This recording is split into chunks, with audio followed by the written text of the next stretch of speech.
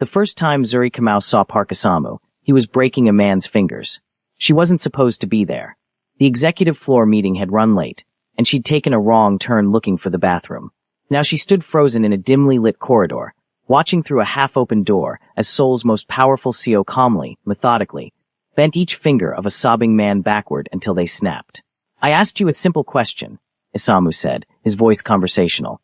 Those tattooed hands, dragons coiling from wrist to knuckles, worked with surgical precision. "Where is my money?" The man screamed. "I don't have it. I swear I don't." Snap. Another finger. Zuri's stomach churned, but she couldn't look away. This was Park Isamu. Not the polished CEO from business magazines. This was something else entirely. "Wrong answer," Isamu said. "Let's try again." Zuri stepped backward, her heel catching on the marble floor. The sound echoed like a gunshot. Isamu's head snapped toward the door. Their eyes met. Time stopped. He was across the room in 3 strides, pulling her inside and shutting the door. His hand wrapped around her throat, not choking, just holding. A threat. His face was inches from hers, and she could see gold flecks in his dark eyes. "Who are you?" he demanded. Zuri's mind raced. She'd come to Seoul 6 months ago, desperate and broke after her consulting firm collapsed. She'd been working temp jobs, barely surviving. Tonight she'd been serving drinks at a corporate mixer on the floor below, trying to network her way into a real position. "Nobody," she managed. "I'm nobody. Nobody doesn't wear a name tag." His thumb pressed against her pulse. Zuri Kamau. Kenyan. MBA from London. Currently unemployed and desperate enough to crash executive events. He'd read her name tag and deduced the rest in seconds. Brilliant and terrifying. "I wasn't crashing. I was hired to. Lie to me again, and I'll let Sato finish what I started with him." Isamu gestured toward the man still sobbing in the corner, cradling his broken hand. "Last chance. Why are you here?" Something in Zuri snapped. She was tired of being afraid. Tired of being desperate. Tired of men thinking they could intimidate her. "Fine. I came to this building to find you," she said, meeting his eyes. "I researched every major company in Seoul. Yours has the highest profit margins and the worst reputation, which means you're either brilliant or lucky.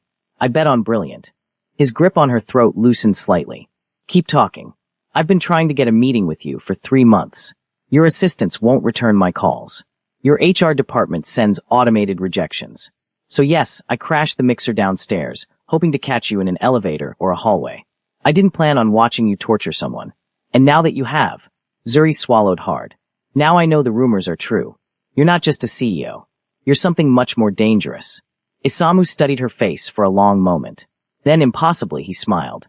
"You're either the bravest woman I've ever met or the stupidest. Can't I be both?" He laughed, a real laugh that transformed his face from terrifying to devastatingly attractive. "I like you. That's unfortunate." "Why unfortunate?" "Because I'm going to offer you a job, and it's going to ruin your life." He released her throat, and Zuri gasped, oxygen flooding back. Isamu walked to his desk, pressing a button. 2 security men appeared immediately, hauling the sobbing man away. When they were alone, Isamu leaned against his desk, those tattooed hands relaxed. "I need a strategist," he said. "Someone smart enough to see 10 moves ahead, desperate enough to take risks, and morally flexible enough to ignore what you just saw." What did I just see? A business disagreement being resolved. That was torture. That was Tuesday. He tilted his head, studying her. "I'll pay you 5 million a month. Triple what you were making before your firm collapsed. In exchange, you work for me exclusively. You see things. You don't talk about them. You help me build an empire. 5 million. Enough to pay off her debts, send money home to her mother in Nairobi. Actually live instead of just survive." "What kind of empire?" Zuri asked. "The kind that operates in shadows and boardrooms equally. The kind that makes kings and destroys them." He pushed off from the desk, moving closer. "I'm not a good man, Zuri. I won't pretend to be. But I'm honest about what I am. Can you work for someone like me?" She should run. Every instinct screamed at her to get out of this building and never come back. Instead, she heard herself say, "What's the catch?" "Smart girl. There's always a catch." Isamu's smile was sharp. "You belong to me. Completely. I own your time, your skills, your loyalty. You don't date. You don't make friends I don't approve. You don't breathe without me knowing about it. That's insane. That's the job. Take it or leave it." Zuri's hands clenched into fists. "I'm not property. No. You're an investment. And I protect my investments." He moved even closer, close enough that she could smell his cologne. But I also reward them. Work for me for 1 year. Prove yourself. And I'll give you equity. Real ownership in my legitimate companies. You'll never be desperate again. It was a devil's bargain. Zuri knew that. But she'd been desperate for so long, and she was so tired of being powerless. 1 year, she said. And then we renegotiate. Deal. Isamu extended his hand. When Zuri shook it, his tattooed fingers engulfed hers. The touch sent electricity up her arm. Welcome to hell, he said softly. I think you're going to like it here. If you're already hooked by Zuri and Isamu's dangerous beginning, wait until you see what happens next. This story gets darker, more intense, and absolutely explosive. But before we continue, if you're enjoying this story, smash that like button and subscribe so you never miss our next intense romance. Trust me, you don't want to miss what happens when Zuri discovers Isamu's darkest secret. Now let's get back to the story. The first month was brutal. Isamu worked her 18 hours a day, testing her limits. He'd wake her at 4 a.m. with calls about strategy changes. He'd keep her in meetings until midnight, then expect detailed analyses by morning. He was demanding, exacting, and completely impossible to please. But Zuri thrived on it. She restructured his supply chain, saving millions. She identified corrupt accountants and presented the evidence with surgical precision. She negotiated a deal with a Manila distributor that 3 other strategists had failed to close. And slowly, she began to understand the real business. Takeda Global was legitimate on paper. But underneath, there was another network. Shipping routes that moved more than consumer goods. Pharmaceutical companies that produced compounds for less legal purposes. Real estate holdings that served as fronts and safe houses. Isamu wasn't just a CEO. He was a bridge between the legitimate business world and Seoul's criminal underground. His father's Yakuza connections, his mother's Chaebol dynasty, all woven together into something new and terrifying. Zuri should have been horrified. Instead, she was fascinated. You're staring, Isamu said one night. They were alone in his office, reviewing quarterly projections. It was past midnight. I'm thinking, Zuri corrected. About how you've managed to keep this empire hidden for so long. The legitimate businesses provide cover for the illegal ones. But it's more than that. You've created a symbiotic relationship. Each side needs the other to survive. Isamu's expression shifted. You see it. Of course I see it. I'm not stupid. No. You're brilliant. Dangerously so. He stood, moving around the desk toward her. Which is why I need to know something. What? Are you planning to blackmail me? Sell this information to competitors? The police. Zuri met his eyes. If I wanted to destroy you, I would have done it already. I have enough evidence to put you away for 20 years. Then why haven't you? Because I'm building something too. My own future. My own power. And you're the fastest route to get there. Isamu smiled, slow and dangerous. You're using me. We're using each other. That's the arrangement. I like your honesty. He was close now, close enough that she could see the individual scales on his dragon tattoos. But I need to know one more thing. What? Are you afraid of me? Zuri considered lying. But she'd learned that Isamu could smell lies like blood in water. Yes, she admitted. I've seen what you do to people who cross you. I'd be stupid not to be afraid. But you stay anyway. Fear is just information. It tells me what matters. It doesn't control me. Something flickered in Isamu's eyes. Respect, maybe. Or something darker. You're extraordinary, he said softly. Absolutely extraordinary. Then he did something unexpected. He reached out and tucked a loose strand of hair behind her ear. The gesture was gentle, almost tender, completely at odds with everything she knew about him. Zuri's breath caught. Don't, she said.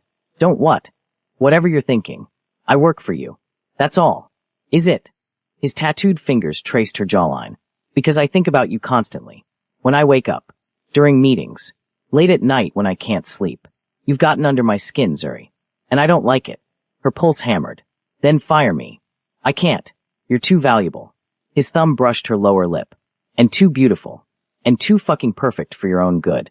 Isamu. He kissed her. It wasn't gentle. It was possessive, demanding, claiming. His hand slid into her hair, gripping hard, angling her head exactly how he wanted it. His other arm wrapped around her waist, pulling her flush against his body. Zuri should have pushed him away. Should have maintained professional boundaries. Should have remembered that Park Isamu was dangerous and broken and completely wrong for her. Instead, she kissed him back. It was angry and desperate and electric. Years of loneliness and fear and hunger pouring into one moment. When they finally broke apart, both breathing hard, Isamu rested his forehead against hers. I want you, he said. Tonight on my desk. Every night. Tell me I'm not alone in this. Zuri's mind raced. This was insane. Crossing this line would complicate everything. Change everything. But when had she ever chosen safe? You're not alone, she whispered. Isamu's smile was triumphant. He lifted her onto his desk, scattering papers and pens. His mouth moved to her neck, teeth grazing her pulse point. Say it again, he demanded against her skin. Tell me you want this. I want this. Zuri gasped as his hands found bare skin under her blouse. I want you. They had a steamy moment right there in his office, frantic and desperate. Isamu was possessive, demanding, his tattooed hands mapping every curve of her body. He kissed her like he was starving, touched her like he was memorizing her, whispered words in Korean and English that made her shiver. When they finally collapsed against each other, both trembling, Zuri felt the world tilt sideways. Nothing would ever be the same. That was a mistake, she said, trying to catch her breath. Probably. Isamu's tattooed fingers traced patterns on her bare shoulder. But I'm going to make it again. And again. And again. This is crazy. Yes. He tilted her chin up, forcing her to meet his eyes. But I don't care. You're mine now, Zuri. And I don't let go of what's mine. The possessiveness should have scared her.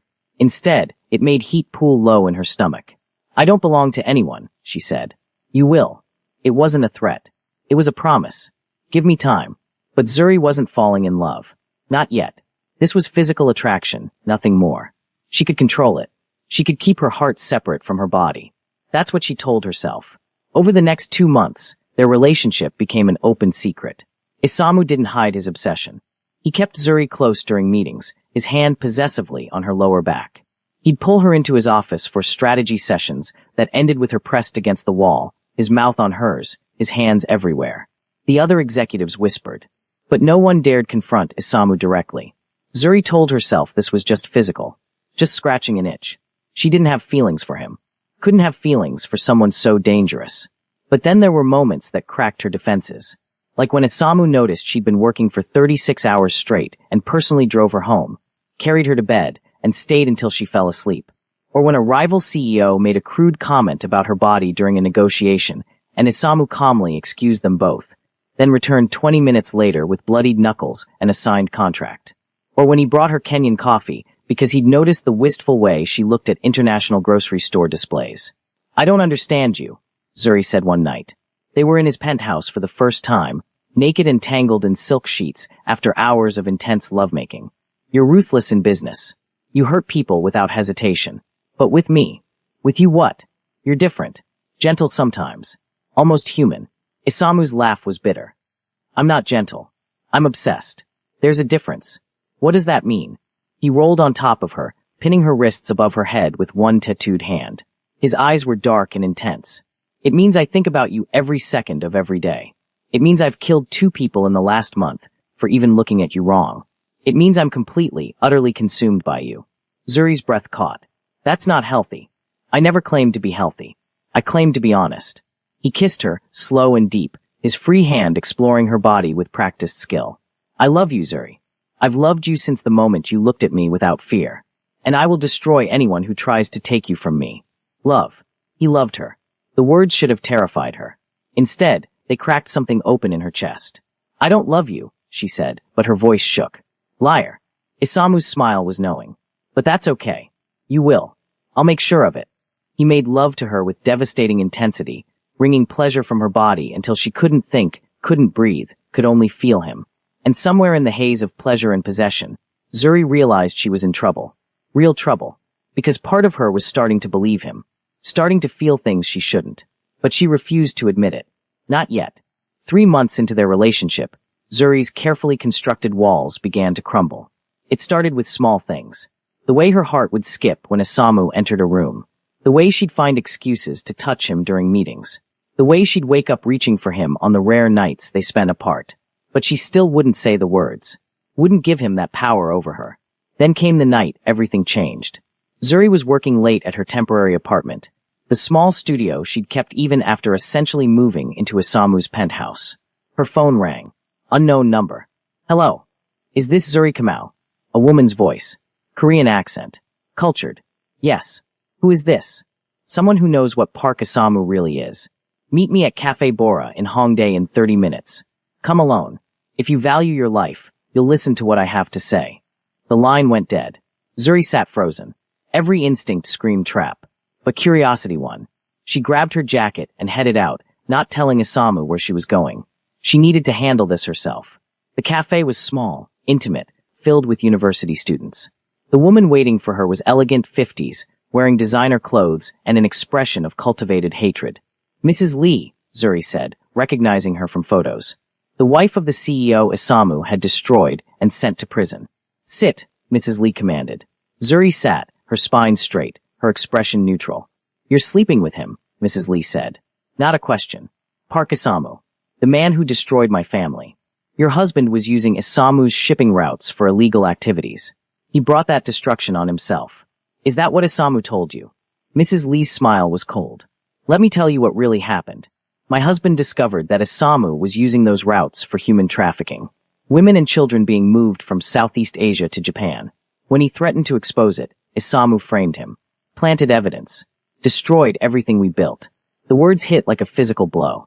"You're lying," Zuri said, but uncertainty crept into her voice. "Am I?" Mrs. Lee slid a folder across the table. "These are shipping manifests. Real ones, not the sanitized versions Isamu shows his board. Look at them." Zuri opened the folder with shaking hands. The documents inside were detailed. Shipping routes, dates, cargo descriptions that made her stomach turn, women and children listed like products, destinations in Japan's red light districts. If they were real, "He's a monster," Mrs. Lee said softly. "And you're helping him. How many women have suffered because of your strategies? How many children?" Zuri felt like she was drowning. "Why are you telling me this?" "Because you have access. You're his weakness. Help me bring him down, and I'll make sure you walk away clean. Refuse, and you'll go down with him when everything collapses." Mrs. Lee leaned forward. "I'm going to the international press in 48 hours, with or without your testimony. But if you testify, if you provide insider information, you'll be seen as a whistleblower. A hero. Your family in Kenya will be safe. Your future will be secure. And if I don't, then you're complicit in his crimes. When he falls, you fall with him. And trust me, Miss Kamau, he will fall." Mrs. Lee stood, leaving a business card on the table. 48 hours. Choose wisely. Zuri sat in that cafe for an hour after Mrs. Lee left, staring at the documents. If they were real, everything she knew about Isamu was a lie. He wasn't just morally flexible. He was evil. A trafficker. A monster who'd used her intelligence to facilitate horrors she couldn't even imagine. But if they were fake, she couldn't ask Isamu directly. If he was guilty, he'd lie. If he was innocent, he'd be hurt that she doubted him. There was only one way to find out. That night, after Isamu fell asleep, Zuri slipped out of bed. She'd been studying his patterns for months, knew exactly when he was deepest in sleep. She made her way to his home office, her heart pounding. She'd learned his passwords months ago, watching over his shoulder during late nights. Now she used them, her hands shaking as she accessed the deepest levels of his encrypted systems. What she found made her blood run cold. The shipping manifests were real. They existed in his system. But as she dug deeper, reading the actual cargo descriptions and destination details, a different picture emerged. Yes, there were women being transported, but not as cargo, not as victims. They were refugees. Women and children escaping sex trafficking syndicates in Southeast Asia. The destinations weren't red light districts. They were safe houses. The whole operation was an underground railroad, funded entirely by Isamu's legitimate profits. Mrs. Lee's documents had been altered. Locations changed. Context stripped away. Made to look like trafficking when it was actually rescue. Zuri sat back, her whole body shaking with relief and anger. Mrs. Lee's husband hadn't discovered trafficking. He discovered the rescue operation and tried to expose it, which would have gotten dozens of vulnerable women killed by the syndicates hunting them. Isamu hadn't framed an innocent man. He'd stopped someone from destroying a lifeline for the desperate. But there was more. Zuri kept digging, and what she found next made her heart stop. Financial records. Payments to a woman named Yuki-chun. Hundreds of thousands of dollars over the past year. Weekly meetings scheduled in Isamu's calendar. Hotel reservations for two. A mistress. He had a mistress. The betrayal cut deeper than any of Mrs. Lee's accusations. Because this was real. This was documented. This was Isamu lying to her face every time he said she was his everything. Zuri's hands clenched into fists. She'd been falling for him. Actually falling. And all this time, he'd been paying another woman. Sleeping with another woman. She was such a fool. Find what you were looking for. Zuri spun. Isamu stood in the doorway, wearing only sleep pants, his tattooed arms crossed over his bare chest. His expression was unreadable. How long have you known I was in here? She asked, her voice cold. Since the moment you logged in. I get alerts. He moved into the room, but she held up a hand. Don't come near me. Isamu stopped. What did you find? Mrs. Lee showed me documents. Said you were trafficking women and children. And you believed her? For about 30 minutes. Then I checked for myself. Zuri's voice shook with barely controlled rage. I found the truth about the rescue operation. I know what you're really doing. I know your husband tried to expose it and endanger all those women. Relief flooded Isamu's face. Then you understand. I also found the payments to Yuki-chan. Weekly meetings. Hotel reservations. Zuri stood, facing him across the desk. So while you were telling me I was yours, telling me you loved me, you were sleeping with someone else. How long, Isamu? How long have you been lying to me? Isamu's expression shuddered. It's not what you think. Then explain it. Explain why you're paying a woman hundreds of thousands of dollars. Explain the hotel reservations. Explain why you've been meeting her every week while I was falling for your lies. Yuki is my half-sister. The words hung in the air between them. Zuri blinked. What? My father had an affair 20 years ago. Yuki is the result. My mother's family refuses to acknowledge her existence. She's been living in poverty in Busan. Isamu's jaw tightened. I've been supporting her, paying for her education.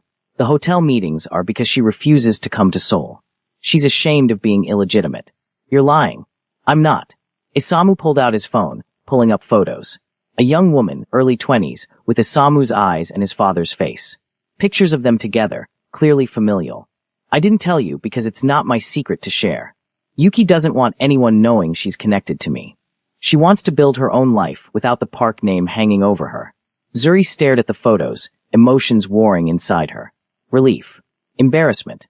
Lingering doubt. Why didn't you tell me? She asked quietly. Because I promised her I wouldn't tell anyone. Not even my mother knows I found her. Isamu moved closer, slowly, like approaching a wounded animal. I would never betray you, Zuri.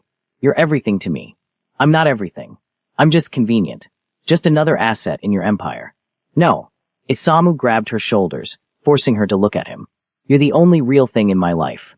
The only person who sees me and doesn't run. The only person I've ever loved. You don't love me. You're obsessed with me. There's a difference. You're right. I am obsessed. Completely, utterly obsessed. His tattooed hands framed her face. But I also love you. I love how brilliant you are. How fearless. How you challenge me and push me and make me want to be better. I love that you're falling for me even though you're fighting it. I love everything about you. Tears burned Zuri's eyes. I'm not falling for you. Liar. Isamu's smile was gentle. You love me. You're just too stubborn to admit it. I don't. He kissed her, cutting off her denial. It was different from their usual desperate couplings.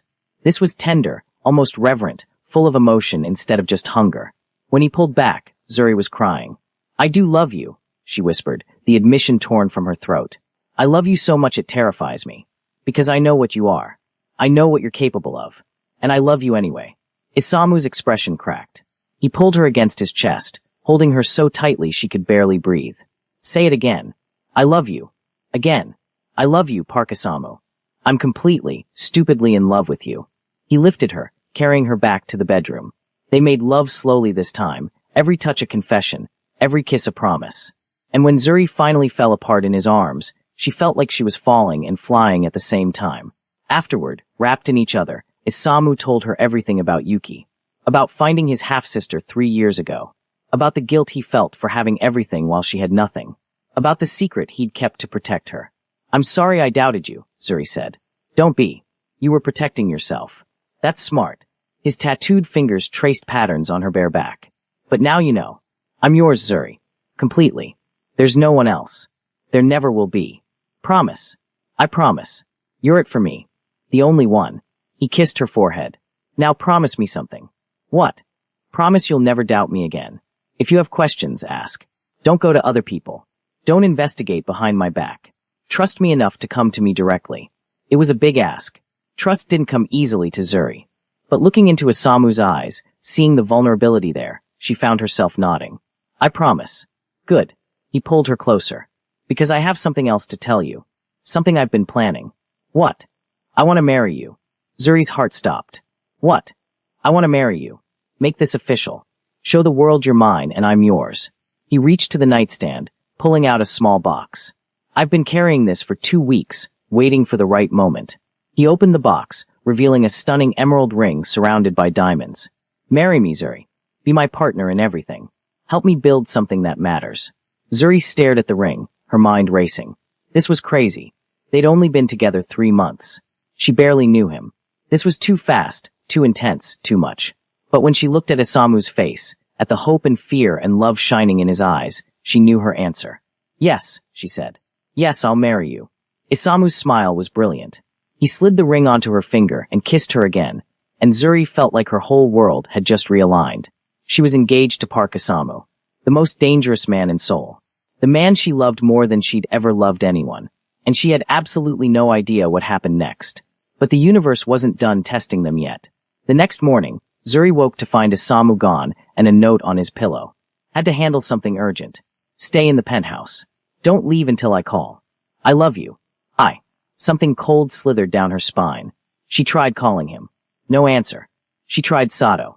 Voicemail. 2 hours later, her phone finally rang. Unknown number. Hello. Miss Kamau. A man's voice. Rough Korean. Your fiancé has something that belongs to us. If you want to see him alive again, you'll deliver it personally. Who is this? The Jong family. Isamu has been interfering with our business. He has 12 hours to return what he took, or we start sending you pieces of him. Starting with those tattooed hands you love so much. The line went dead. Zuri's hands shook violently. She immediately called Sato again. This time he answered. Miss Kamau. They have Isamu. The Jong family. They want something returned. A pause. We know. We're mobilizing now. Stay at the penthouse. We'll handle this. No. Tell me where they're holding him. Miss Kamau, that's not. Tell me or I swear to God I'll find them myself and get us both killed. Another pause. Then Sato gave her an address. We'll be there in 40 minutes. Do not go in alone. 40 minutes. I'll meet you there. Zuri hung up and immediately started preparing. She grabbed the gun Isamu had given her last month, the one he'd taught her to shoot during late-night training sessions. She changed into dark clothes. She pulled her hair back tight. Then she called Mrs. Lee. Miss Kamau, Mrs. Lee answered, surprise in her voice. I didn't expect to hear from you so soon. You want to destroy Isamu? Help me save him first. Then you can have your revenge. Why would I help you? Because the Jong family has him. And if they kill him, you don't get your public trial. You don't get your vindication. You just get a dead man and no justice. Mrs. Lee was quiet for a moment. What do you need? Access to the building where they're holding him. You have connections with the Jong family. I know you do. Get me inside. And then I save him. And you get your testimony. I'll tell the press everything. But only after he's safe. It was a lie, but Mrs. Lee didn't need to know that. 20 minutes, Mrs. Lee said. I'll get you access. But after this, we're done. You owe me. Done. 20 minutes later, Zuri stood outside a warehouse in Incheon. Mrs. Lee had been true to her word. The side entrance was unlocked. No guards visible. Too easy, Zuri thought. But she didn't have time to question it. She slipped inside, gun drawn, moving through shadows. The warehouse was massive, filled with shipping containers and industrial equipment. Perfect for hiding someone. Perfect for torture. She heard voices ahead. Korean. Angry. Zuri crept closer, peering around a container. What she saw made her blood freeze.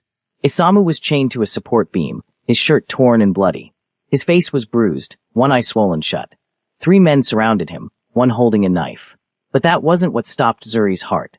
It was the 4th person in the room. Sato. Isamu's head of security. His most trusted man. Standing with the Jong family, laughing as they tortured his boss. Betrayal. Complete betrayal.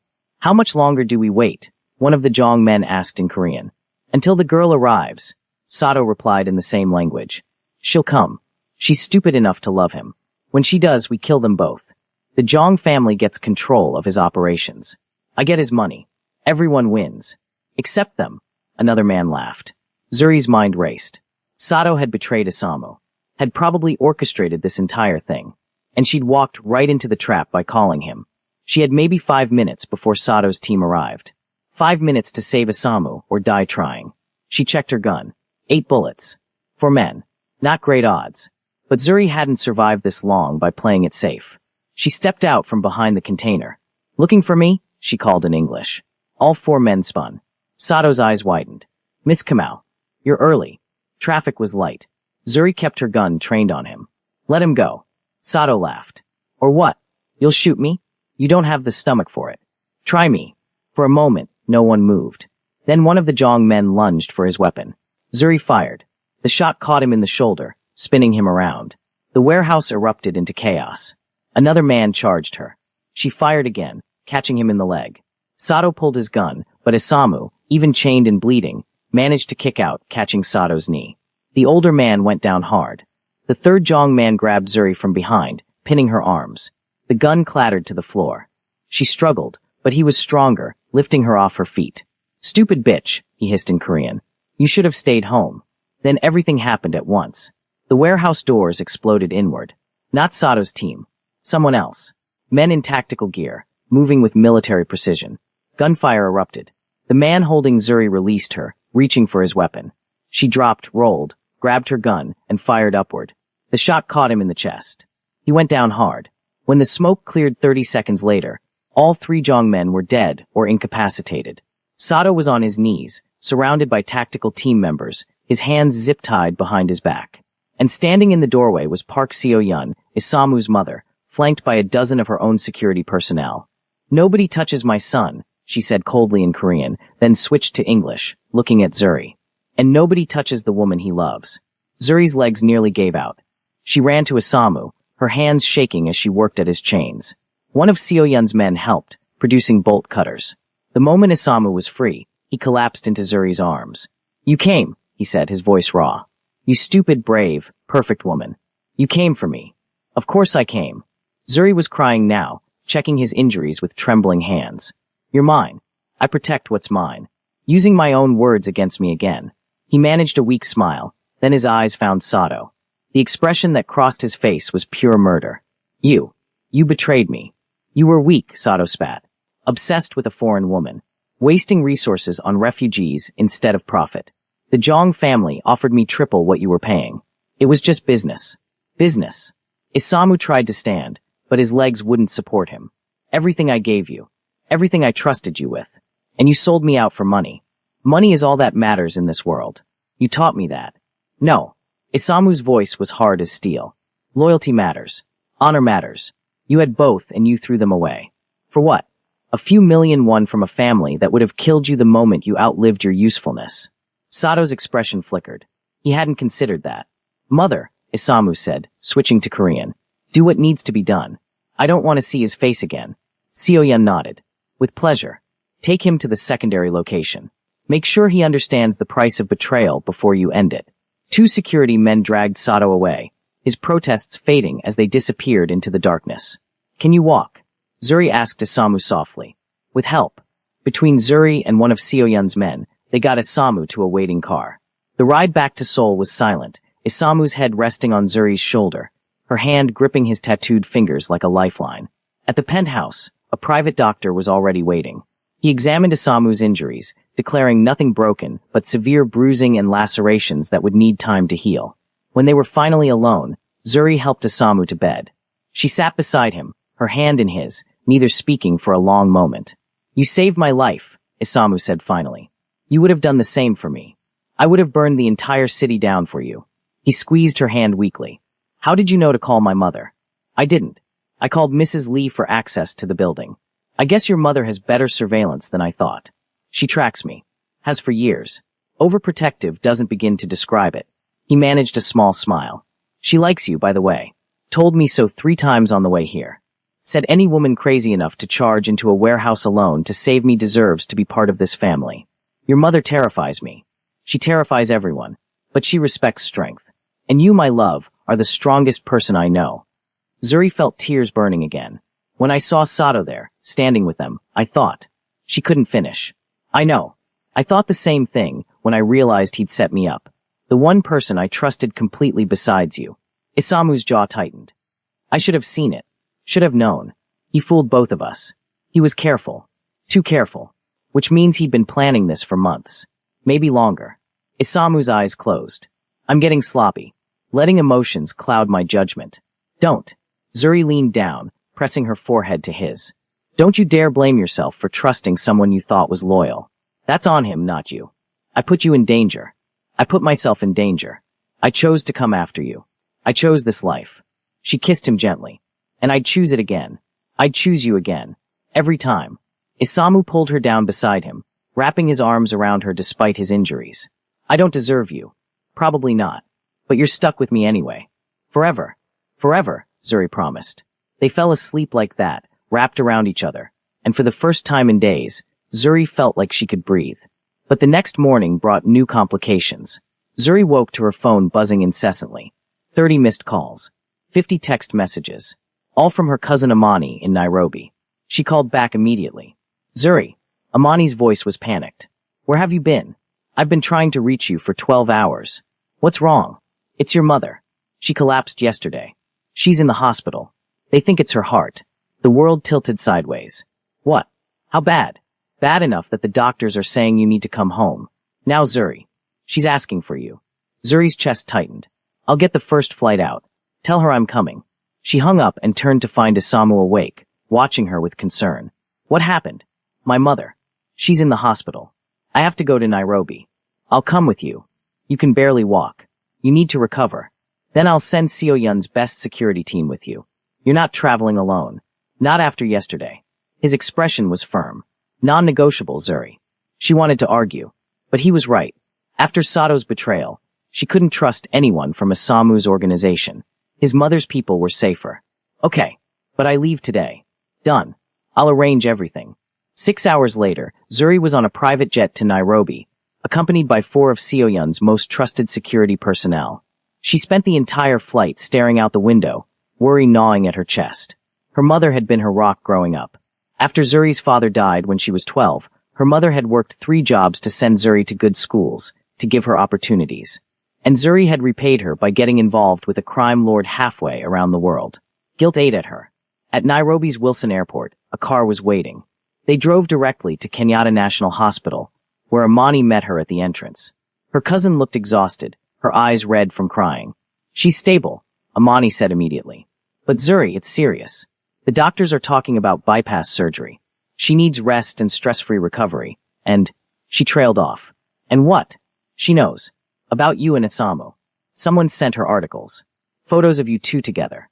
Information about his connections. Amani's voice dropped. It's what caused the heart attack. The stress of finding out her daughter is involved with a gangster. The guilt became a physical weight, crushing Zuri's lungs. I need to see her. Her mother was in a private room, looking small and fragile in the hospital bed. When she saw Zuri, her eyes filled with tears. Mama, Zuri said, rushing to her side. I'm so sorry. I'm so sorry. Is it true? Her mother asked in Swahili, her voice weak. The things they say about this man? That he's dangerous? That he hurts people? Zuri could lie. Should lie. But she'd spent so many years lying that she couldn't anymore. Yes, she said quietly. It's true. He's complicated and dangerous, and not the kind of man you wanted for me. Her mother's face crumpled. Then why, Zuri? Why would you choose this? I raised you to be better than this. You raised me to be strong, to survive, to take opportunities when they came. Zuri gripped her mother's hand. I was broke and desperate in soul. He gave me a chance. And then, she swallowed hard. Then I fell in love with him. Despite everything. Because of everything. Love doesn't excuse evil. He's not evil, Mama. He's complex. Yes, he does things that are wrong. But he also saves people. Protects people. He's saved dozens of women from trafficking. He takes care of his employees. He's building something that matters. And you? What are you building? A life based on blood money. The words cut deep because they were partially true. I'm building power, Zuri said. Real power. The kind that means I'll never be desperate again. The kind that means I can help our family. Send you money. Pay for your surgery. Give my future children opportunities one never had. I don't want blood money. All money has blood on it somewhere, Mama. At least I know where mine comes from. Her mother closed her eyes, tears streaming down her cheeks. I just wanted you to be safe. To be happy. Not mixed up in this dangerous world. I am happy. Terrified and complicated and probably making mistakes, but happy. Zuri leaned forward. And I love him, Mama. I know it's not what you wanted. But I love him more than I've ever loved anyone. He makes me feel alive. Will he keep you alive? Or will I get a call one day that you've been killed because of his enemies? It was a fair question. One Zuri had asked herself 100 times. I don't know, she admitted. But I'd rather live one real year with him than 50 safe ones without him. Her mother was quiet for a long time. Then she squeezed Zuri's hand weakly. Then promise me something, she said.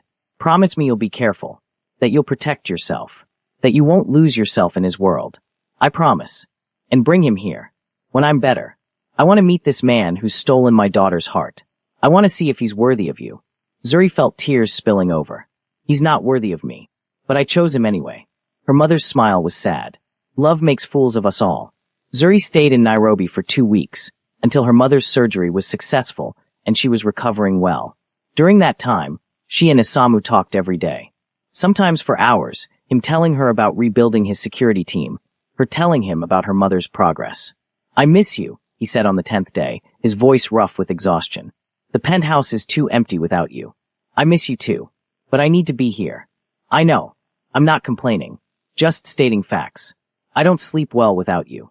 You don't sleep well anyway. True. But I sleep better with you. A pause. Your mother's surgery went well? Yes. She's recovering. Stubborn as ever. She raised you. Of course she's stubborn. Isamu's voice softened. She wants to meet me. She does. Are you ready for that? To meet the mother of the woman I love? The woman who raised the most extraordinary person I've ever known? Absolutely terrified. Zuri laughed. Good. You should be. She's scarier than you. I believe it. On the 15th day, Zuri's mother was discharged. Zuri got her settled at home with Amani promising to check on her daily. Then it was time to return to Seoul. At the airport, her mother hugged her tightly. Come back soon, she said. And bring him. I want to see the man who makes my daughter glow like this. Glow. You're happy, Zuri. Really happy. I can see it in your eyes. So yes, bring him. Let me judge for myself if he's good enough for you. He's not. But I love him anyway. Her mother smiled. That's usually how it works. The flight back to Seoul felt endless. But when Zuri finally walked into the penthouse at 2 a.m., Isamu was waiting. He looked better. The bruises had faded to yellow. He moved without wincing. But it was his expression that caught her breath. Pure, unfiltered relief. You're home, he said. I'm home. He crossed the room in 3 strides, pulling her into his arms. I thought about flying to Nairobi every single day. About showing up and proving to your mother I'm not a complete monster. You're not a monster. You're complicated. Diplomatic way of putting it. He pulled back just enough to look at her. How is she really? Recovering. Stubborn. She wants to meet you. I know. You told me. I'm terrified. Good. She's terrifying. Zuri smiled. But she gave us her blessing. Sort of. In a very conditional way. I'll take it. Isamu kissed her forehead, then her cheeks, then finally her mouth. I missed you so much. This place was empty without you. I missed you too. Every day. Every night. He lifted her then, carrying her toward the bedroom. Then let me show you exactly how much I missed you. They made love slowly, tenderly, relearning each other after 2 weeks apart. And when Zuri finally fell apart in his arms, she felt like she was home. Really home. Not Korea or Kenya, but right here, with this man. Marry me soon, Isamu said afterward, his tattooed fingers tracing patterns on her bare back. I don't want to wait. I want everyone to know you're mine. How soon? 6 weeks. I've already started planning. Korean ceremony and Kenyan traditions. Your mother can come if her doctor clears it. I'll fly your whole family here. Whatever you want. 6 weeks is fast. I've waited my whole life for you. 6 weeks feels like forever. Zuri smiled against his chest. Okay, 6 weeks. But I get input on everything. This isn't just your wedding. Our wedding. And you can plan every detail. I just want to be there when you say yes. I already said yes. Say it again. I like hearing it. Yes. Yes, I'll marry you. Yes to everything. Isamu's arms tightened around her. I love you, Zuri Kamau. More than I've ever loved anything. You've turned my world upside down, and I wouldn't change a single moment. Even the warehouse torture? Even that. Because you came for me. You saved me. You proved that what we have is real. It is real. Terrifying and complicated and probably doomed, but real. Not doomed. We're too strong to fail. He kissed her deeply. We're going to build something incredible together. An empire that matters. A family that lasts. A love that survives anything. Promise. Promise. The next 6 weeks were a whirlwind. Wedding planning consumed Zuri's days. She worked with planners to blend Korean and Kenyan traditions, creating something unique and beautiful. She flew her mother and younger sister to Seoul 3 weeks before the ceremony, putting them up in a luxury hotel and introducing them to Isamu. That meeting was tense at first. Her mother studied Isamu with the intensity of a general surveying an enemy. He bore it with grace, answering her questions honestly, never trying to hide what he was. "You hurt my daughter and I'll kill you myself," her mother said finally in English. "I'd expect nothing less," Isamu replied. "But I won't hurt her. I'd die first. See that you remember that." By the end of the visit, her mother was cautiously approving. "He's not what I wanted for you," she told Zuri privately. "But I see how he looks at you. Like you're the sun, and he's been living in darkness. Maybe that's enough." "It's enough for me," Zuri said. The business side was more complicated. With Sato's betrayal exposed, Isamu had to rebuild his entire security apparatus. He promoted carefully, bringing in people his mother recommended, running extensive background checks. And through it all, their relationship deepened. They learned to communicate better, to trust more fully. Isamu started therapy to work through his control issues. Zuri started training in self-defense more seriously, refusing to be helpless again. They became true partners, in business and in life. 2 weeks before the wedding, Zuri woke feeling nauseous. She ignored it at first, chalking it up to stress. But when it persisted for 3 days, Isamu insisted she see a doctor. The news was unexpected. "You're pregnant," the doctor said. "About 6 weeks along." Zuri sat frozen. Pregnant. A baby. She and Isamu were having a baby. "Are you sure?" she managed. "Quite sure." "Congratulations." The drive home was silent, Zuri's mind racing. This wasn't planned. They'd been careful, but clearly not careful enough.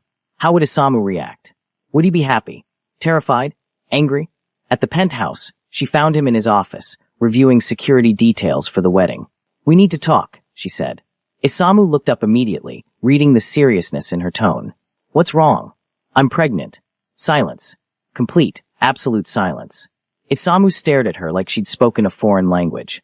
"Pregnant," he finally repeated. "Yes. 6 weeks. The doctor confirmed it today." More silence. Then Isamu stood, crossed to her, and pulled her into his arms so tightly she could barely breathe. "We're having a baby," he said, his voice shaking. "You and me. A baby. Are you okay with this? I know it's not planned." "Okay. Zuri, I don't have words. This is." He pulled back, his eyes suspiciously bright.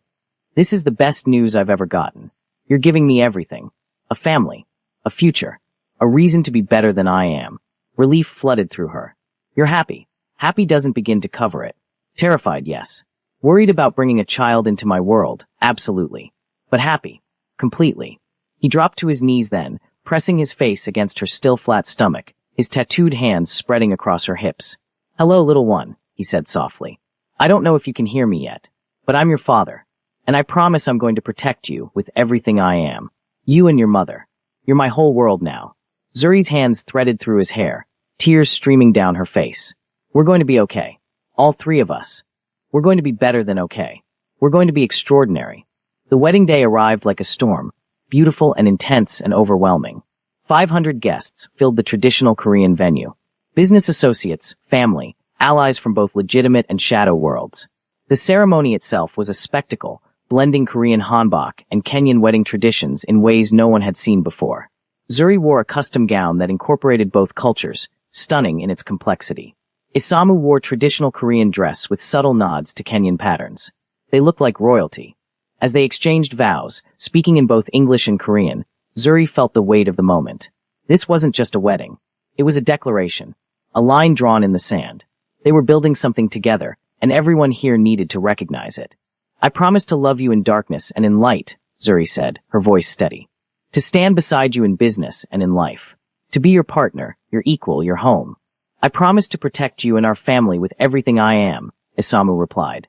"To trust you completely. To build a future worthy of the love you've given me. To be yours, completely and forever." When they kissed, the room erupted in applause. The reception was lavish, food and drink flowing freely. Zuri danced with Isamu, with her mother, with various business partners. She smiled until her face hurt, accepted congratulations until the words blurred together.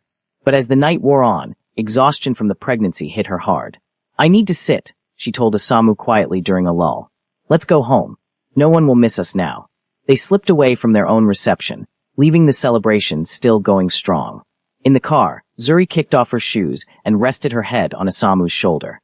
"Today was perfect," she said. Today was just the beginning. His tattooed hand rested on her stomach, protective and possessive. This is our life now. Our family. Our empire. Everything we've built, and everything we're going to build. No regrets. Not a single one. You. Zuri thought about where she'd started. Broke and desperate in soul. Crashing executive events and taking dangerous chances. She thought about everything that had happened since. The violence, the passion, the betrayal, the love.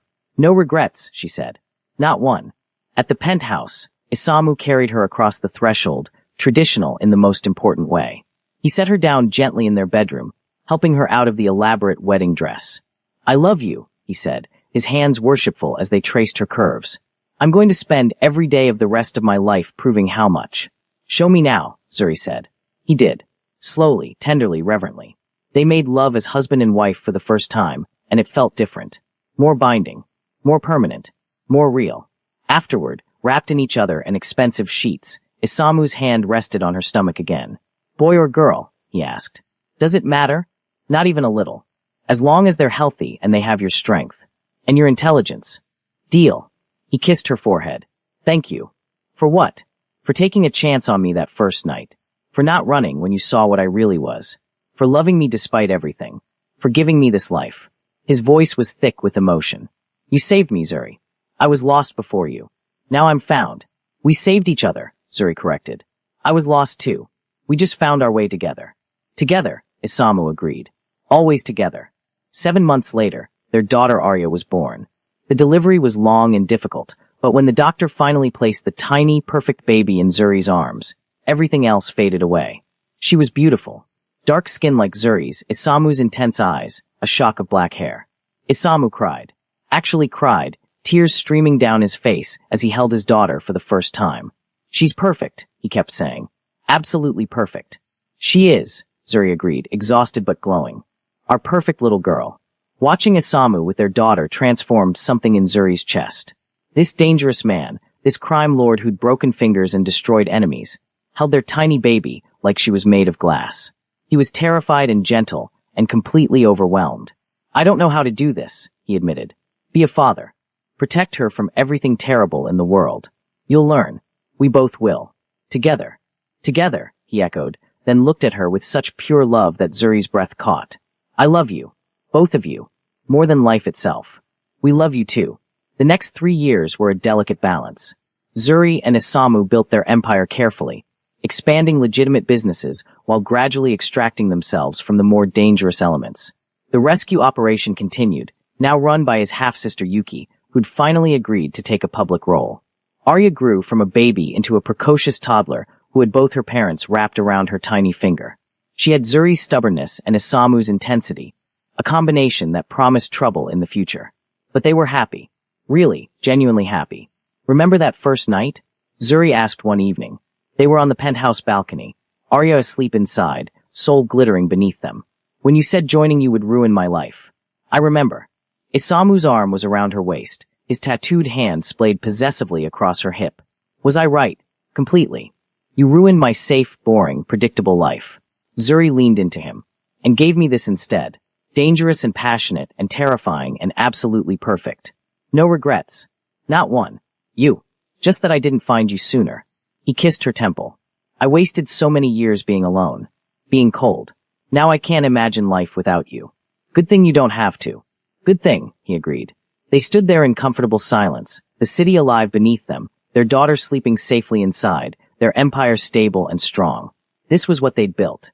Not just a business or a family, but a life. One forged in darkness and desperation, tempered by love and loyalty, made unbreakable by choice. Zuri had come to soul broke and desperate, willing to do anything to survive. She'd found Park Isamu, the most dangerous man in the city, and instead of running, she'd stayed. She'd fallen in love despite every reason not to. She'd fought for him, bled for him, built an empire beside him. And now, 3 years later, standing on this balcony with his arms around her, she knew with absolute certainty that she'd make every single choice again. Because this dangerous, complicated, passionate life was hers. And she wouldn't trade it for anything.